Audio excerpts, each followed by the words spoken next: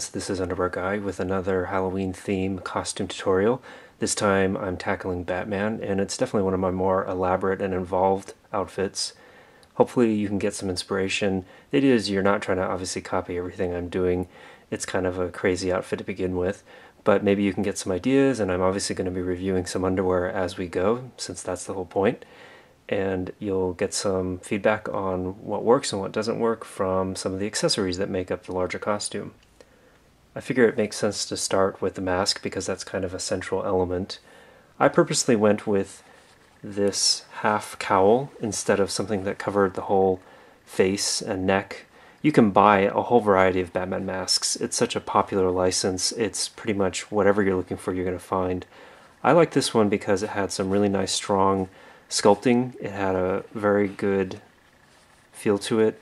The hard plastic shell actually works really well. I like that element of it.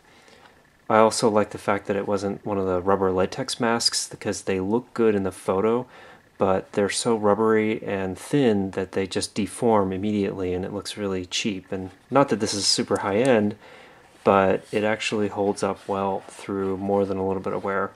It's kept in place with just a simple elastic strap. Not the most complex or durable, but it does work. And you can see they've got the official Dark Knight trilogy license here. And this is the other thing that's hard to beat, is that it was only $5 on Amazon, at least when I bought it. So you really can't argue when you're spending such a little amount of money for something that's actually more than halfway decent. Another element that really helps make the total look was the Dark Knight utility belt.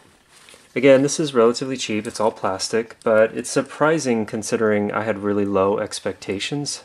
It's surprising that this came out as well as it did. This particular piece is again by Rubie's Costumes, and I'll look up the price. I have it here, but as we turn around, you can see it's mostly hollow on the inside. It is articulated, meaning each segment can hinge on its own, so it actually wraps around your waist correctly. And the way it secures in back is very rudimentary. There's nothing particularly exciting. It's just Velcro. It fits, it's one size for an adult, and make sure again that you get the adult version. There's a child's version that looks exactly the same, but it's obviously for kids and it wouldn't fit any normal sized person who's grown up. Here's my note on the price. It's $11. So again, for $11 to get something that is better than some other types of accessories in terms of movie accuracy, it's not bad. I mean, again, I think it's really hard to complain when you're spending just $11 for something like this. And it does the job. And you could totally repaint it too. The plastic is not super metallic, and I think you could do a better job of refinishing it if you wanted to go that far, but just out of the plastic packaging, it's not bad. So I was pretty happy with that. The size, by the way, probably fits around a 32-inch waist at the minimum, meaning any much smaller than that, maybe a 31. There's not any Velcro left. You'd have to do something more drastic, like clipping out the first and last hinged elements here. I'm not even sure if you could do that, but I think you could, and that would take out some pieces to make the waist smaller for those of you guys who are really slim. I think it goes up to maybe about a 36-inch waist on the high end of the elastic. It's not stretchable in any way. There's nothing here that stretches. So it's just, the only give you get is how you Velcro the strap in back. So I'm going to take that and put this aside since we don't need to look at it anymore.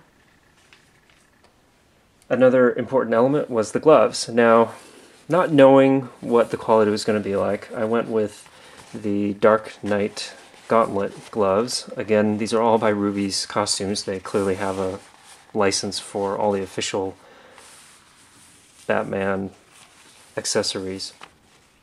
And this is okay. This is probably one of the more disappointing pieces I ordered. Again, not really having to spend a whole lot. The last time I checked online, these were ranging around $7 to $14. It kind of depends on which seller you go by on Amazon. So really you're not spending a lot. The upper half, the part for the forearm, is made from a pleather sort of fabric material with some printed elements, which I like the printed elements. I think that is what drew me to buying these over some of the other options.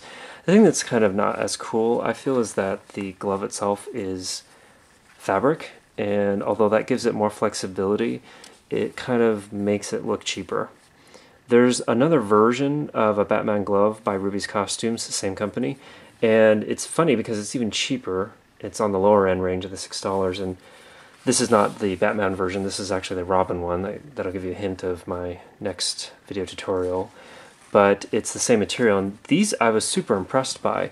It's obviously not real leather, but they're really nicely sized. They fit well for a good range of hand and arm sizes, and they feel pretty durable, and they're fairly substantial. I mean, they feel like they've got some weight and some thickness to them.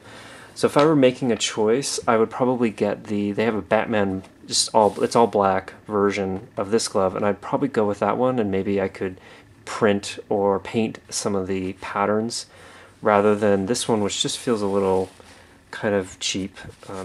Obviously they are cheap, but it's just the fabric, I think, that really kind of bothered me. It worked for the outfit though. I mean, I think it's your personal preference how much effort you want to put into it, but that is the other main licensed element in this overall costume. So these are the gloves. I'm going to pull these away so we can see some of the other stuff here.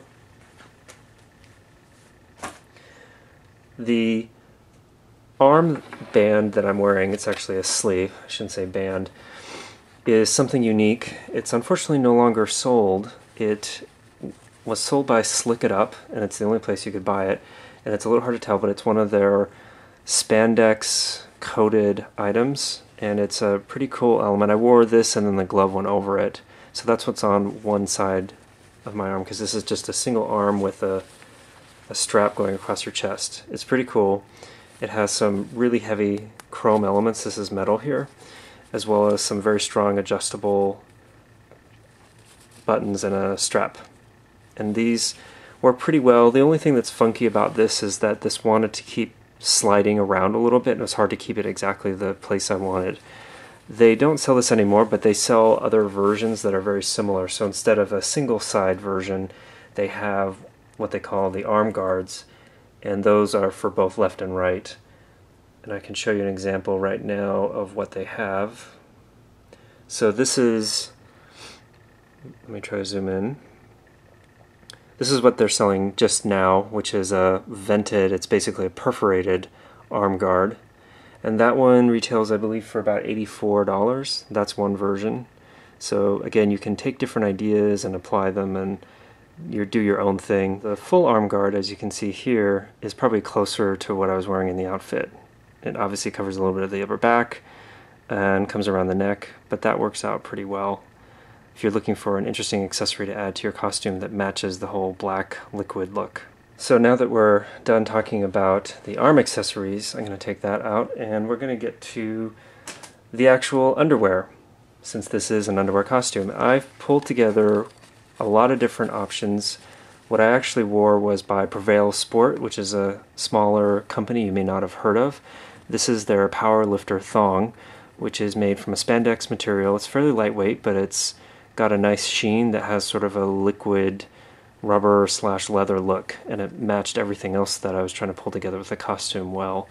Good Devil also has this brief, which is it's a little shinier, but it's a liquid spandex with some chrome accents, which went well with the arm guard if you were going to try to match those up. And I've shown this before in another video, but there's also a whole line of pleather underwear from Greg Home, and this is just one version of a brief that they have. Obviously, if you want a little more coverage than just a thong or the briefs shown here, Prevail Sport actually has a whole range of underwear that offers the liquid black look. So that's the cool thing about Prevail Sport. This is their printed catalog, and they offer a whole range of cuts, and then within that cut you can choose from a whole ton of different materials. And you can see here if you wanted more of a square cut because you wanted to be a little more conservative, that's an option.